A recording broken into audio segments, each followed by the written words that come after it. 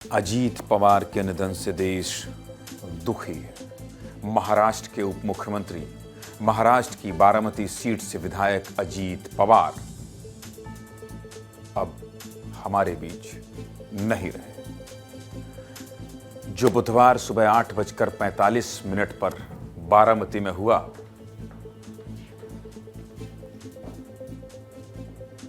जो भी हुआ उससे पूरा देश स्तब्ध है। यूं अचानक से अजीत दादा के जाने से हर कोई दुखी है। महाराष्ट्र में अजीत पवार को अजीत दादा कहा जाता था। दादा मतलब बड़ा भाई। लोग उन्हें अपना बड़ा भाई मानते थे और सब लोग उन्हें अजीत दादा के नाम से जानते थे। सुबह 8:10 का समय था। अजीत पवार को बारामती में एक जनसभा को संबोधित करने जाना था और इस खबर ने पूरे देश में लोगों को परेशान कर दिया। आप देखेंगे कि महाराष्ट्र में जैसे ही हादसा हुआ, शरद पवार का पूरा परिवार बारामती पहुंचा। सुप्रिया सुले की वो तस्वीर कोई नहीं भूल सकता जिसमें वो ये कह रही हैं अपने परिजनों से कि देखिए, लाडला चला गया हमारे परिवार का। शरद पवार बीमार हैं, लेकिन हेलीकॉप्टर से जब वो उतर रहे थे तो वो तस्वीर भी आपने देखी होगी। इसके अलावा अजीत दादा पवार की पत्नी के साथ अस्पताल में महाराष्ट्र के मुख्यमंत्री देवेंद्र फडणवीस को और देवेंद्र फडणवीस के अलावा डिप्टी सीएम एकनाथ शिंदे को भी आपने देखा होगा। आज क्या हुआ? सुबह 8:10 का समय था। अजीत पवार को बारामती में एक जनसभा को संबोधित करने जाना था। सुबह 8:10 पर उनके चार्टर्ड प्लेन ने उड़ान भरी और 8:45 पर प्लेन बारामती पहुंचा, जहां बारामती एयरपोर्ट पर लैंडिंग करने की कोशिश की गई। पहली बार में पायलट को रनवे ठीक तरीके से दिखाई नहीं दिया। इसके बाद क्या हुआ? जिसके बाद फिर से लैंडिंग की कोशिश की गई, लेकिन इस बार भी लैंडिंग सही से नहीं हो पाई और प्लेन रनवे से फिसल कर क्रैश हो गया, जिसकी वजह से प्लेन में क्या हुआ? भीषण आग लग गई। इस हादसे में 5 लोगों की मौत हुई। इन 5 लोगों में पहला नाम अजीत पवार का है, दूसरा नाम विदीप जाधव का है जो अजीत पवार के सुरक्षा अधिकारी थे, तीसरा नाम कैप्टन सुमित कुमार का है और चौथा नाम कैप्टन सांभवी पाठक का है। यही दोनों पायलट प्लेन उड़ा रहे थे। 5वां और आखिरी नाम पिंकी माली का है जो फ्लाइट अटेंडेंट थी। बारामती में हुए प्लेन हादसे ने एक झटके में 5 जिंदगियां खत्म कर दी। 5 परिवार उजड़ गए और हादसे के बाद जो तस्वीरें आई हैं वो ये बताने के लिए काफ़ी हैं कि हादसे का मंजर कितना खतरनाक था। ये 4 तस्वीरें देखिए, आप खुद समझ जाएंगे। बताया गया कि लैंडिंग के समय पायलट को ठीक से रनवे दिखाई नहीं दिया। दूसरी बार जब प्लेन उतारने की कोशिश की तो चंद सेकंड में पूरे प्लेन में भीषण आग लग गई। आग इतनी भयानक थी कि प्लेन के आसपास जाना संभव नहीं था। जब फायर ब्रिगेड और रेस्क्यू की टीम मौके पर पहुंची तो प्लेन में सवार यात्रियों के शरीर के टुकड़े अलग अलग जमीन पर पड़े हुए थे। प्लेन का इंजन दूर किसी कोने में जाकर गिरा था। आग इतनी ज्यादा थी कि पुलिस और मेडिकल टीम शव के पास तक नहीं जा पा रही थी। जमीन पर चारों तरफ सफेद कागज पड़े हुए थे। बताया जा रहा है कि अजीत पवार की पार्टी के डॉक्यूमेंट थे। फायर ब्रिगेड को आग बुझाने में करीब आधा घंटा लगा और पुलिस ने किसी तरह शवों को बारामती अस्पताल पहुंचाया। हादसे के वक्त जो लोग वहां पर मौजूद थे वो क्या कह रहे हैं आपको सुना देते हैं, सुनिए। दुख भरी, दर्द भरी घटना है ये। हमने देखा कि एयरप्लेन जब नीचे आया था ऐसा लग रहा था उसका क्रैश हो जाएगा ऐसा हम सोच रहे थे, तभी क्रैश हो गया। हम देखे कि हमें लगा नहीं क्रैश हो गया है, लेकिन एयर ट्रैप पे उतरेगा ऐसा लगा, उतर रहा है, लेकिन क्रैश हुआ और उसके बाद स्फोट हो गया उसका जबरदस्त। स्फोट होने के बाद वो हम देखने आए, पहले देखा तो उसको आग लगी थी पूरे प्लेन को और उसके बाद 4-5 स्फोट हो गया विमान में उसका। और उसके बाद बहुत लोग आ गए और उसने निकालने की कोशिश की, लेकिन बड़ी आग लगी, उसके कारण कोई मदद नहीं कर सकता। साल 1982 से अजीत पवार महाराष्ट्र की राजनीति में सक्रिय थे। अजीत पवार 6 बार महाराष्ट्र के डिप्टी सीएम रहे। कितने बार? 6 बार। और इस तरह अचानक से उनके जाने से हर एक राजनीतिक पार्टी के नेता दुखी हैं। अजीत पवार के निधन के बाद महाराष्ट्र में 3 दिन का राजकीय शोक घोषित किया गया है। मुंबई में देवेंद्र फडणवीस से लेकर दिल्ली में प्रधानमंत्री नरेंद्र मोदी तक हर कोई अजीत दादा के अचानक निधन से परेशान है, दुखी है, व्यथित है। क्योंकि एक दिन पहले की ही तो बात है जब अजीत दादा ने सरकार की एक मीटिंग में हिस्सा लिया था। मुख्यमंत्री देवेंद्र फडणवीस उनके बगल में बैठे हुए थे। मुख्यमंत्री और उप मुख्यमंत्री राज्य के विकास के बारे में चर्चा कर रहे थे और कुछ ही घंटों बाद उनका ये साथी इस दुनिया से चला गया। महाराष्ट्र ने अपना नेता खो दिया, एक बेटे ने अपना पिता खो दिया, एक बहन ने अपना भाई खो दिया और चाचा शरद पवार ने अपने भतीजे को खो दिया। अजीत पवार के निधन पर नेता भी अपने आंसू रोक नहीं पाए। नेता हो या कार्यकर्ता, किसी के लिए भी ये समय आसान नहीं है। सुबह 8:45 पर यह हादसा हुआ और लगभग 10 बजे से बारामती अस्पताल में अजीत पवार के समर्थक पहुंचने लगे। समर्थक बस एक बार अपने नेता को देखना चाहते थे। हर कोई अजीत पवार की अंतिम झलक पाना चाहता था। सबकी आंखों में आंसू थे और जुबान पर बस एक ही बात थी कि हमें अस्पताल के अंदर जाने दीजिए, हमें एक बार अजीत दादा को देखना है। सबसे पहले अजीत पवार के भतीजे रोहित पवार अस्पताल पहुंचे। जब भीड़ के बीच से रोहित पवार अस्पताल जा रहे थे तब वो बहुत भावुक थे। रोहित के बाद अजीत पवार के छोटे बेटे जय पवार भी बारामती अस्पताल पहुंचे। एक बेटे के लिए वैसे भी ये समय बहुत मुश्किल होता है। कोई लाइव तस्वीर आ रही है क्या? दिखाइए जरा। और अचानक से ऐसा हो जाए तो परिवार पर दुखों का पहाड़ टूट पड़ता है। जिस वक्त ये हादसा हुआ, अजीत पवार की बहन सुप्रिया सुले और पत्नी सुनेत्रा पवार दिल्ली में थी। अजीत पवार के निधन की खबर मिलते ही वो बारामती के लिए निकल गई। देखिए, जिस वक्त सुनेत्रा पवार को लेकर सुप्रिया सुले बारामती पहुंची, कैसे बेसुध नजर आ रही। पत्नी सुनेत्रा पवार को सुप्रिया सुले संभाल रही थी। परिवार के सदस्य, एक बहुत अहम सदस्य का निधन हुआ है। ये बारामती हेलीपैड की तस्वीर है। इसके बाद दोपहर के लगभग 2:30 बजे अजीत पवार की बहन सुप्रिया सुले और अजीत पवार की पत्नी सुनेत्रा पवार बारामती अस्पताल पहुंचती हैं और परिवार के सदस्यों से लिपट कर रोने लगी। अपने भाई की मौत की खबर से सुप्रिया सुले टूट चुकी थी। उनकी पत्नी सुनेत्रा पवार भी अपने आप को संभाल नहीं पा रही थी और संभालती भी कैसे। जिस अजीत पवार से कुछ ही घंटों पहले उनकी बात हुई थी वो अब उनके बीच नहीं थे। कुछ देर बाद अजीत पवार के चाचा और एनसीबी चीफ शरद पवार भी बारामती अस्पताल पहुंचे। शरद पवार महाराष्ट्र की राजनीति के कद्दावर नेता हैं और पवार परिवार के मुखिया। सूत्रों का मानना है कि पिछले कई दिनों से अजीत पवार और शरद पवार की करीबियां बढ़ रही थी। महाराष्ट्र निकाय चुनाव की कुछ सीटों पर दोनों ने साथ चुनाव भी लड़ा था और पवार परिवार के शरद पवार चाहते थे कि दिल्ली में सुप्रिया सुले और महाराष्ट्र में अजीत पवार उनकी विरासत को आगे बढ़ाएं। शरद पवार के आने के बाद करीब 3:30 बजे महाराष्ट्र के राज्यपाल आचार्य देवव्रत, मुख्यमंत्री देवेंद्र फडणवीस, डिप्टी सीएम एकनाथ शिंदे और पूरा मंत्रिमंडल बारामती अस्पताल पहुंचा और पवार परिवार से मिलकर शोक जताया। मुख्यमंत्री देवेंद्र फडणवीस और डिप्टी सीएम एकनाथ शिंदे अस्पताल के अंदर की एक तस्वीर भी सामने आई जिसमें सुप्रिया सुले, सुनेत्रा पवार समेत परिवार के लोग मौजूद हैं। सबके चेहरे पर उदासी और मायूसी है। अजीत पवार के जाने से पूरा महाराष्ट्र कितना दुखी है, आपको एक रिपोर्ट दिखाता हूँ। देखिए और समझिए कि जब उनके बीच का नेता, उनके बीच का जननायक जाता है तो जनता कितनी भावुक और दुखी होती। देखिए।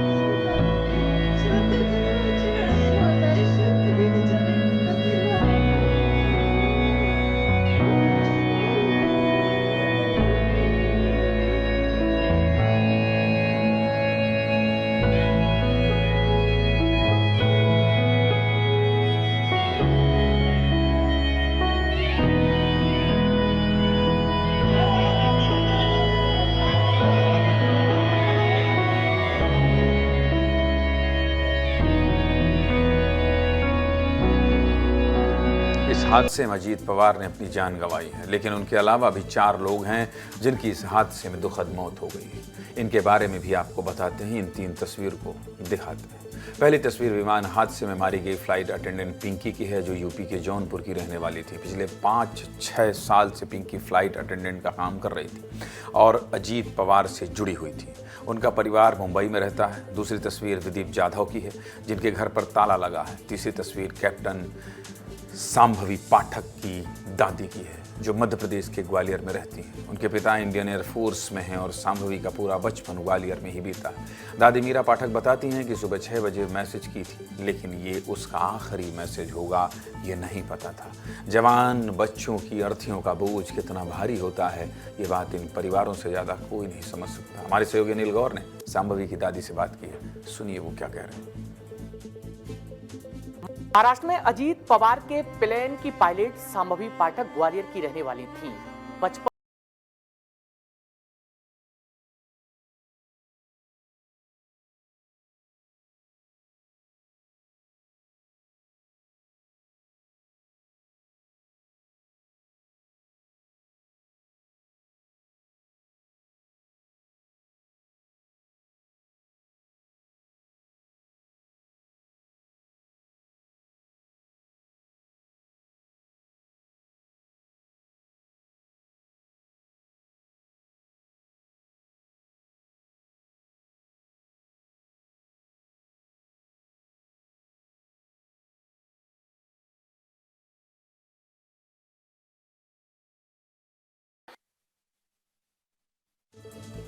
इस हादसे पर केंद्रीय नागरिक उड्डयन मंत्री राम मोहन नायडू ने भी बयान दिया है। उन्होंने कहा है कि जब प्लेन ने लैंड करने की कोशिश की तो विजिबिलिटी कम थी, मतलब कि पायलट को ज़्यादा दूर तक देखने में दिक्कत हो रही थी। हादसा किसी भी वजह से हुआ हो, हम मामले की जांच करेंगे। सुनिए उड्डयन मंत्री क्या कह रहे हैं। कर अभी जो एक्सीडेंट जो हुआ है उसका जो इन्वेस्टिगेशन उसको भी हमने शुरू कर दिया है। तुरंत डीजीसीए और एआईबी की टीम भी आई है और जो प्रिलिमिनरी इन्वेस्टिगेशन या प्रिलिमिनरी जो समाचार हमें मिला है उसमें इतनी जानकारी थी कि जब वो लैंड करना चाहते थे सुबह करीब 8:48 AM के आसपास, तो उस समय विजिबिलिटी थोड़ा पुअर था उधर। और जब ATC बारामती से उनका जो कांटेक्ट हो रहा था फ्लाइट के लिए पायलट से, तो ATC वालों ने पूछा कि क्या रनवे साइट में है, तो उनके तरफ से आया कि रनवे साइट में अभी नहीं है। अब जिस प्लेन में ये आग लगी है उसके बारे में भी कई तरह की बातें सामने आ रही हैं। 2023 में भी इसी कंपनी के एक प्लेन में हादसा हुआ था, इसलिए आपको इस प्लेन के बारे में भी बता देता हूं। देखिए, VSR यानी वेंचर्स प्राइवेट लिमिटेड कंपनी ने इस प्लेन को बनाया था। इस प्लेन का नाम है लियरजेट 45। ये एक प्रीमियम बिजनेस जेट है जिसमें 6 से 8 लोगों की बैठने की क्षमता होती है। इस प्लेन की सबसे खास बात है कि ये छोटे रनवे से टेक ऑफ कर सकता है, यानी उड़ान भर सकता है, और छोटे रनवे पर लैंडिंग भी कर सकता है। ज़्यादातर VIP मूवमेंट के लिए इस प्लेन का इस्तेमाल होता है। इस प्लेन में 2 इंजन होते हैं। इस प्लेन का बैलेंस भी अच्छा है और टेक ऑफ करने की क्षमता भी तेज है, लेकिन कहा जाता है कि इसके मेंटेनेंस में कमी है। पहले मध्य प्रदेश और छत्तीसगढ़ में भी VIP मूवमेंट के लिए इस प्लेन का इस्तेमाल होता था, लेकिन बाद में इस प्लेन का इस्तेमाल बंद कर दिया गया। कुछ तो कारण रहा होगा। 2023 में भी VSR वेंचर्स कंपनी का यही प्लेन दुर्घटनाग्रस्त हुआ था। 14 दिसंबर 2023 की ये घटना है, जब मुंबई के छत्रपति शिवाजी महाराज इंटरनेशनल एयरपोर्ट पर लैंडिंग के समय प्लेन 2 हिस्सों में टूट गया था। लेकिन उस दिन भारी बारिश थी और अजीत पवार के प्लेन के साथ जब हादसा हुआ तब मौसम ज़्यादा खराब नहीं था। लेकिन इस हादसे के साथ ही विपक्ष की तरफ से राजनीति भी शुरू हो गई है। ममता बनर्जी ने सबसे पहले इस हादसे पर सवाल उठाया। ममता दीदी ने कहा कि जब इस देश में राजनेता भी सुरक्षित नहीं है तो आम जनता की क्या गारंटी है। मुझे जानकारी मिली थी कि अजीत बीजेपी छोड़ने वाले हैं। अब ममता ने सवाल उठाए। सबसे पहले आप ममता बनर्जी को ही सुन लीजिए क्या कह रही है। I'm really shocked to see the news. There is no safety and security of the people of this country, even the political leaders. Now what happened today, I need proper investigation under the supervision of Supreme Court. Only we have the trust on Supreme Court, no other agency. ममता दीदी कह रही हैं जांच supreme court ही करे। ममता बनर्जी ने सवाल उठाए तो विपक्ष के दूसरे दल भी इस हादसे को राजनीतिक रंग देने लगे। हालांकि इस पूरे मामले में बीजेपी का कहना है कि इसे राजनीतिक रंग देना गलत है। विमान क्रैश पर राजनीति भी शुरू हो गई है। ममता दीदी ने अगर कहा है तो अखिलेश यादव ने भी एक्स पर पोस्ट कर दिया है। राजनीति किस तरह से हो रही है, बीजेपी के लोग क्या कह रहे हैं, सब कुछ एक रिपोर्ट में आपको दिखा देता हूं, देखिए।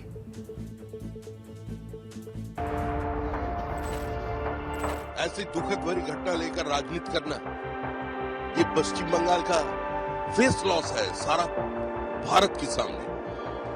ऐसा किसी मुख्यमंत्री से ऐसा बयान अपेक्षित नहीं है। वीआईपी के साथ इस तरह की घटना न हो तो एक बार को ये बात तो साफ होनी चाहिए कि आखिरकार ये घटनाएं क्यों हुई। पूर्व में भी कई हमारे वीआईपी इसी तरह उनकी जान गई है, तो आखिरकार ऐसी जांच हो जिससे निष्पक्ष पता लगे कि आखिरकार घटना किस वजह से हुई। देखिए, अजित पवार जी हमारे डिप्टी सीएम रहे, हमारे परिवार के, और इनको इन्वेस्टिगेशन करना ये महाराष्ट्र में बीजेपी की सरकार है।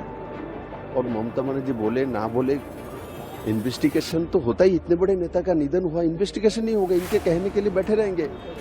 इससे पूरा देश हताश हो चुका है और परेशान है कि किस तरीके से ये जो घटना हुई है और डिप्टी सीएम चार्टेड जो प्लेन था वो क्या गड़बड़ी हुआ, कोई षड्यंत्र रचा कि क्या हुआ भाई, ये इस तरीके से हुआ, ये बहुत दुखद है घटना। सब लोग जो है हेलीकॉप्टर से सफ़र करते हैं, सब तरीके की, ये हम लोग भी इस तरह से ट्रैवल करते हैं, तो इस समय पर इतनी नीच बातें करना, आई थिंक ये बहुत ही, उनको भी थोड़ा तो मतलब संयम अपनाना चाहिए।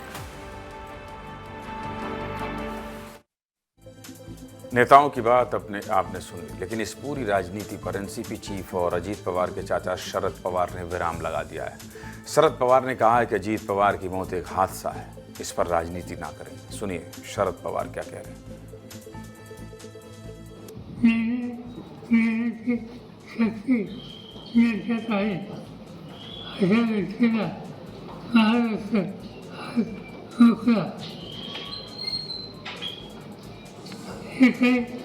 नुकसान झालं हे करून देणार नाही, पण सगळ्या गोष्टी आपल्या हातात नसतात। सीधे मुद्दे की बात यही कि हादसा क्यों हुआ, इसकी जांच शुरू हो गई है, लेकिन इस हादसे से देश की राजनीति को बहुत बड़ा नुकसान हुआ। एक परिवार ने अपना सदस्य खो दिया और एक पार्टी ने अपना नेता, और पूरे महाराष्ट्र ने अपना अजीत दा। दुखद खबर है, इसलिए देश की इस बड़ी खबर को बताना विस्तार से बहुत जरूरी था।